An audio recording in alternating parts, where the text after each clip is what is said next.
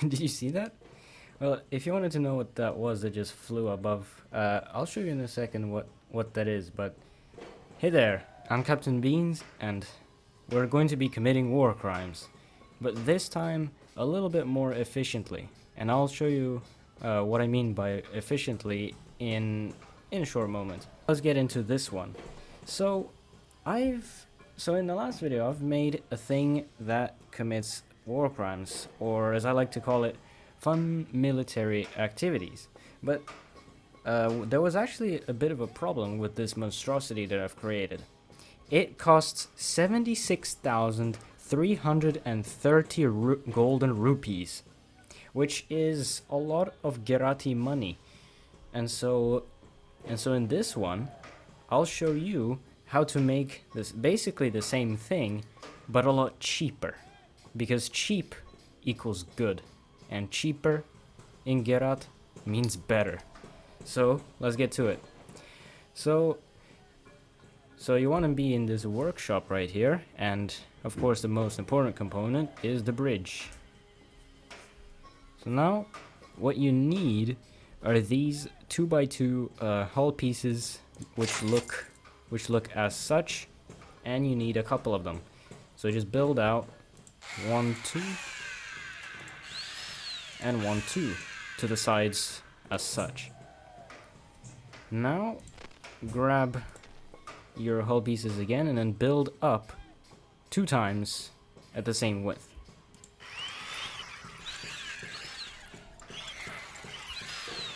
There you go, as such. And now also put one of these square pieces on just below the bridge, and then choose this 2x2 this big triangle piece and put it adjacent to this bottom block, so that the triangles are upside down like that. Now this is the hull. The hull is basically ready. Now we just need to add the funny to it. Let's add some of these right here. So these are what you use to do the aforementioned fun military activities, and you have various choices here. As an example, I'm just going to install 3 of these missiles here as such, and this creates this hull piece into like a silo sort of thing. Let's add all of the bits and bobs that the ship needs, and we'll start from bottom up. So in order to make sure that this thing does not crash when you try to land it, well, let's build some of these landing gear. You need these small chicken legs for landing gear. One horizontally and one down.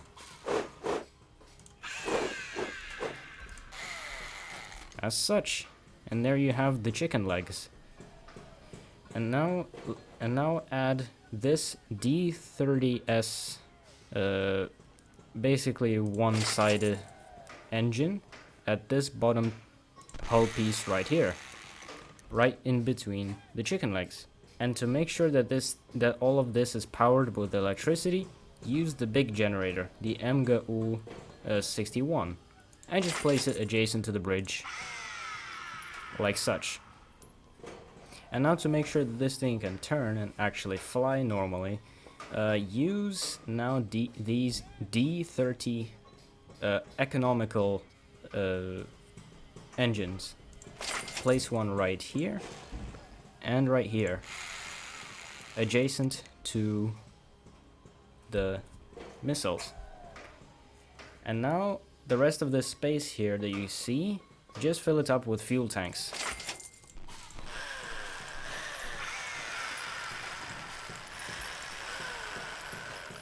There you go. You've practically built the cheapest way to carry 3 missiles that at least I can come up with.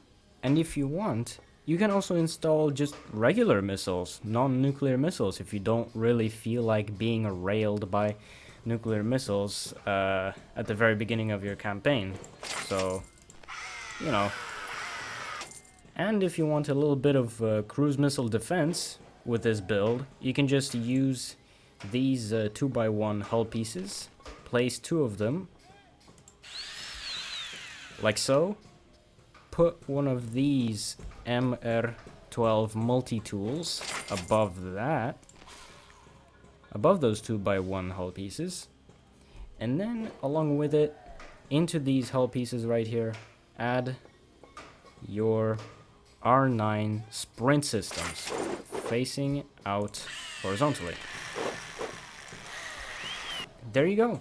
Now you have a missile carrier with a little bit of cruise missile defense at a fairly cheap price of only 12,760 golden rupees if you're using Ha-15 regular missiles. But if you use nuclear missiles, it'll cost a little bit more expensive, but still 20,000 is way better than 76,000. And if you want, you can also make this design slightly longer and add space for a 4th missile. You know, because of this versatile design, you can even go as far as, I don't know, 12 missiles if you like. That's the beauty of this design. It's versatile. You can build it however long you want. And if you want to build a huge silo if you wanted to, then sure, go ahead. No one's stopping you. Now this design is done. And now, let's test it. Oh hey, welcome to the campaign ship selecting menu, where I have decided to get a lot of these cheap missile carriers, because that's the beauty of this design. You can get a bunch of these and still have a pretty decent amount of money left over to start your campaign with. And you will no longer be a dirt poor Tarahan with these big, huge, time and money wasting, gas guzzling bricks. But yeah, let's go test these out. Okay, so let's say there is a strike group heading your way. Huh? What you can do is just send a couple of these Ha-15 missiles into their way to weaken the strike group before you can get in close quarters combat.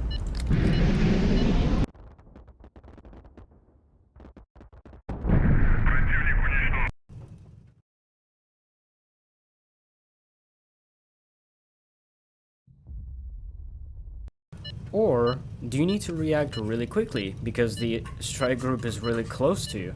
Well, then you can use these A100 missiles to send into their direction in case the strike group might be sending their own missiles to you.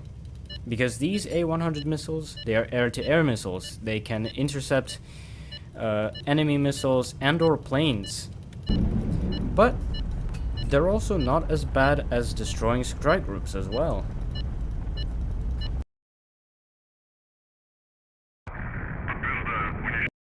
Or do you want to just be a batshit crazy person and start the campaign with a nuclear war by aiming an R3N missile at a random city at the beginning of the campaign?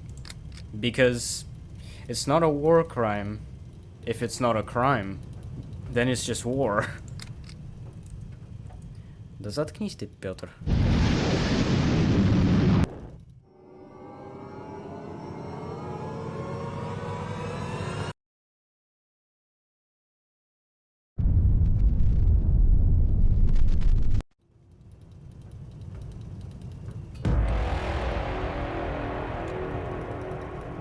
But I think now you get the point. This design is meant to be a much cheaper version of the war criminal that I created last time. So feel free to copy this design, just basically without copying the file for it, because I just showed you how to build it, and you can literally build it on a knee if you wanted to. But yeah, this is much cheaper than the longbow conversion. And fun fact, this is also cheaper than the lightning. Huh? Yeah, see what I told you about cheap being good and cheaper being better? That's it. And if you want to see how I use this design in a campaign, then go ahead and use this design and use those missiles to decimate that red subscribe button into the gray one and absolutely annihilate the like button with an R3N nuclear missile. And that is it for me. I'm signing out now. Goodbye.